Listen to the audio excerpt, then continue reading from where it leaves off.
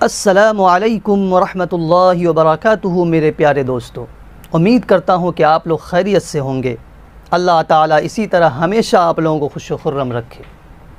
دوستو، آج میں آپ حضرات کے سامنے ایک ایسا نایاب اور قیمتی وظیفہ لے کر آیا ہوں کہ اگر کوئی شخص قرض دار ہو، مقروض ہو اور قرض کی ادائیگی کی کوئی صورت نہ دیکھ رہا ہو، کوئی وسائل نہ ہو، تو وہ شخص یہ وظیفہ پڑھیں تو انشاءاللہ قرض کی ادائیگی بھی ہو جائے گی اور نعمت کی فراوانی بھی آئے گی۔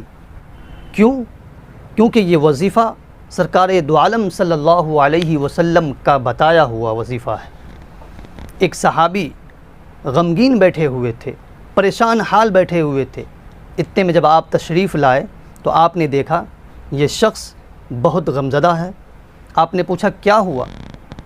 وہ کہنے لگے کہ میرے ماں باپ آپ پر قربان، حضور بہت زیادہ قرض ہے اور ادائیگی کی کوئی صورت نہیں دیکھ رہا ہوں، اس لیے میں پریشان ہوں۔ آپ نے فرمایا کوئی مشکل نہیں، میں تمہیں ایک دعا بتا دیتا ہوں، اسے پڑھا کرو۔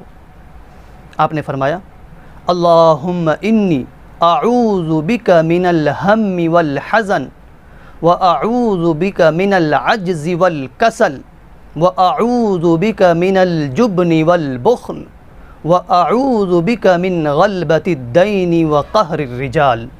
آپ نے فرمایا کہ 3 دفعہ صبح اور 3 دفعہ شام اسے پڑھ لیا کرو، انشاءاللہ تمہارے معاملات حل ہو جائیں گے۔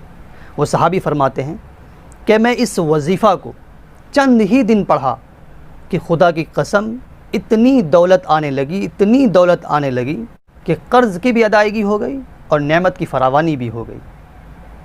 تو دوستو، ہم بھی اگر قرض میں مبتلا ہیں اور ہمارے سامنے کوئی وسائل نہیں کہ جس کے ذریعے سے ہم قرض کی ادائیگی کر دیں، تو ضرور ہمیں یہ وظیفہ پڑھنی چاہیے، ہمیں اس کو اپنے معمول میں رکھنا چاہیے۔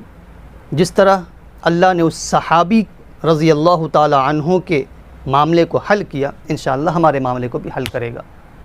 اللہ تعالیٰ ہم سبوں کو ان باتوں پر عمل کی توفیق عطا فرمائے، آمین یا رب العالمین۔ اب ہمیں اجازت دیں۔ السلام علیکم ورحمۃ اللہ وبرکاتہ۔